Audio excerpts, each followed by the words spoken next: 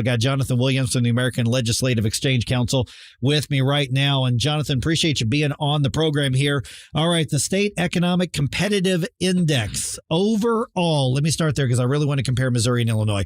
But overall, when we look at the last year or so, are the states tending to embrace the free markets more, or are they tending to embrace the big government approach more from what we're seeing in the last year or so?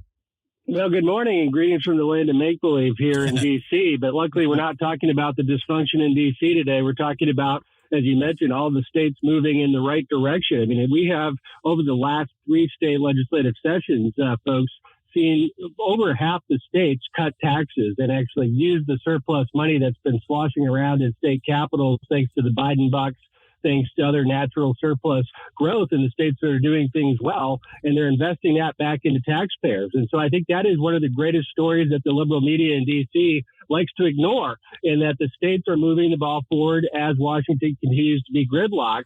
And I do think they I'm more optimistic now than this is number 17 edition of Rich States, Poor States that went live about 8 minutes ago at richstatespoorstates.org.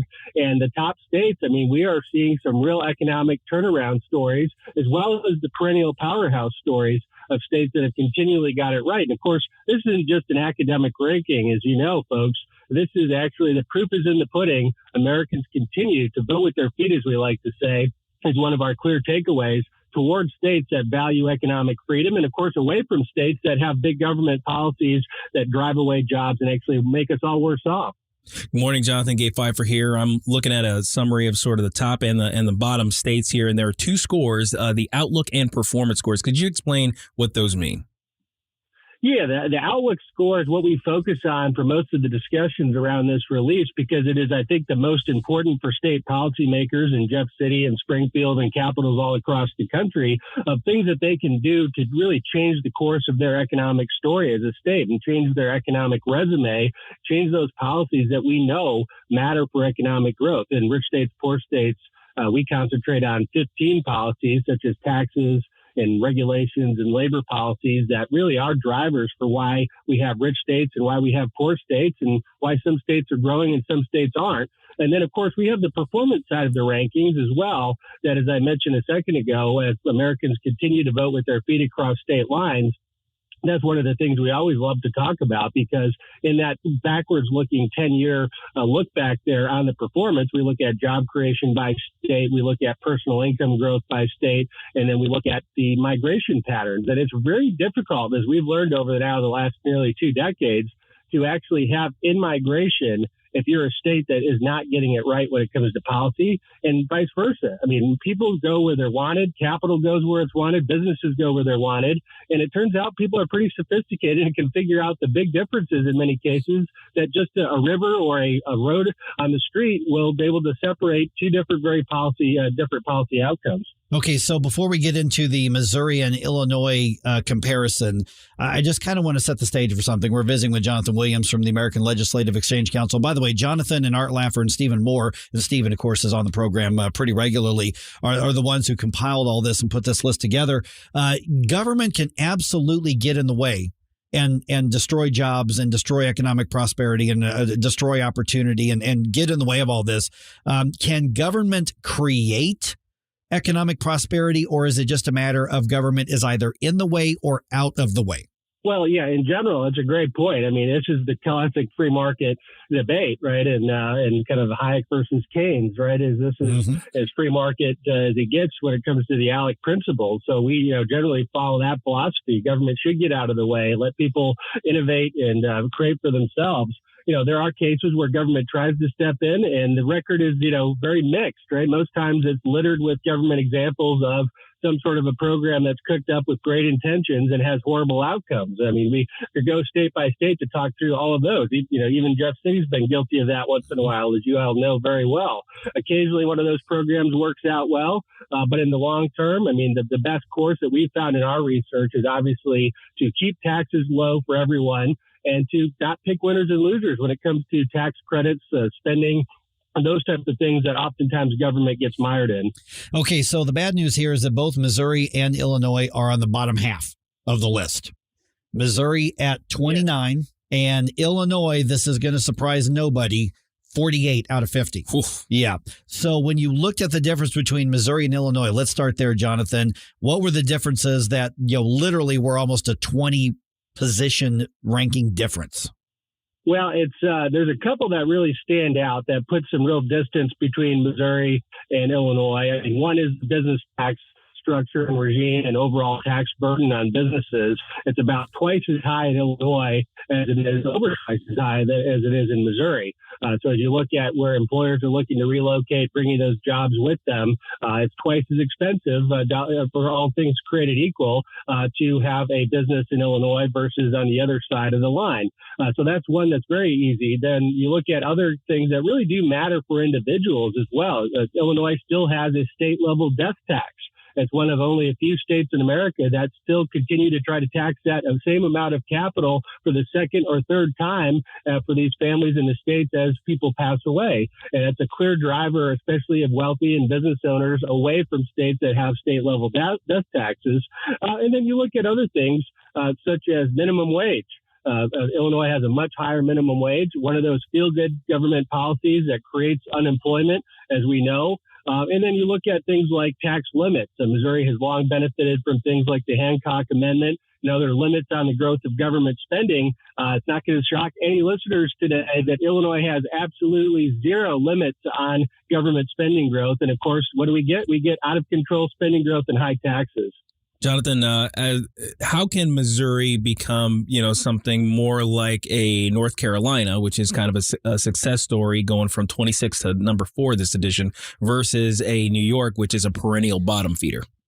Well, there's a couple of things that I would point out on that front. In North Carolina, it's been a long march forward for North Carolina. It wasn't a one-year improvement. That was over the last 10 years. And so it doesn't need to be done overnight to go from where Missouri is at 29 to number 4, but it can be done within, let's say, a term of a governor. A lot of people want to be the next governor of Missouri. We have lots of new legislators looking to run. And within the course of 4 or 8 years, you could see a path where Missouri could make those changes to crack the top 10 or even the top 5 by looking at things like, many states over the last couple of years have really focused on cutting personal income taxes and providing that type of relief. We saw Iowa with major changes, even Nebraska that's been a laggard in the region. Arkansas has aggressively cut taxes in the last couple of years under Governor Sarah Huckabee Sanders, and as a result moved all the way to number 15 for best economic outlook. And so I think I would focus on income taxes because all taxes matter to economic growth, but income taxes are the most damaging. Any tax on capital, business tax, income taxes, those are things that Missouri still, especially with the earnings taxes in the big cities in St. Louis and Kansas City, adds to the burden of individuals living and choosing Missouri as a location versus other states. There's other things in the rankings that do stick out. I mean, the size and scope of government and the amount of government employees is still way too high in Missouri with all the local units of government, especially. This is a little bit of a head scratcher probably for some, but when you compare Illinois and Missouri, you look at the amount of public employees, and per 10,000 of population, to try to get an apples to apples comparison, Illinois has actually fewer public employees per capita than Missouri does. So that's an easy one to start to say, hey, we need to really look at how big government is relative to the overall size of our economy and what taxpayers can afford. Good morning, Jonathan. Stal Ponticus here. A few of our listeners were wondering about the states that are getting a lot of press over the last couple of years. Could you comment on Florida, Texas, and Tennessee? Well, those are 3 of the high-soaring states when it comes to economic outlook. They are clearly examples of what to do right. Look at Texas, for instance. We're putting out a press release here this morning on Texas with the lieutenant governor. Texas had the largest tax cut in state history and one of the largest in American history last year when they had all the surplus dollars sitting in the state capital. Of course, Texas and Tennessee and Florida, states without personal income taxes, back to that discussion from a minute ago on one of the most effective things that states can do to be competitive is avoid an income tax. So Texas, when they had the surplus, they couldn't obviously cut income taxes. So they sent money back to taxpayers in forms of cutting down property tax burdens, which was high in Texas. And so $18 billion net tax cut in Texas incredible way to try to get that money out of government and back into the hands of taxpayers. And of course, the record under Governor Ron DeSantis in Florida has been incredible with the school choice policies and all the other good economic reforms. And Tennessee has been a long powerhouse avoiding an income tax. And so that Southeast region, I know Missouri has kept some competition there with Tennessee and Texas, and you're losing folks to those states and businesses. Such an important regional comparison, and that region is one of the best in the country because of those three states. All right, real quick here, the top five: Utah, Idaho, Arizona, North Carolina, and Indiana, and then Texas is number 6. The bottom 5, I think you're going to see a pattern here, guys. That would be Maine, New Jersey, California, Illinois, Vermont, and New York. Huh. Something seems to be in common with those I think guys. we've got some patterns here on this. Yeah. So ALEC, and a lot of people would say, okay, well, yeah, this is just, conservative and you don't like the liberal states. But this really is just looking at the numbers and looking at the results of the policy. I mean, when you talk about people moving out of the state of Illinois, moving out of the state of Florida, moving out of the state of California, I mean, the numbers are just the numbers. It's just what they are. And then the policies have consequences.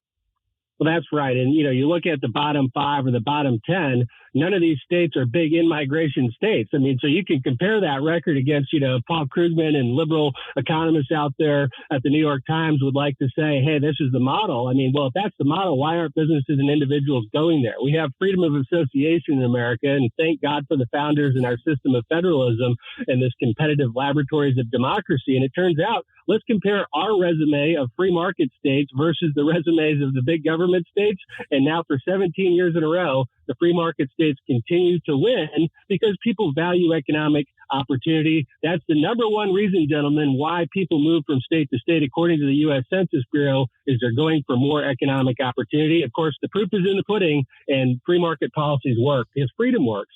All right, Jonathan Williams, American Legislative Exchange Council. We find the rich states, poor states, where?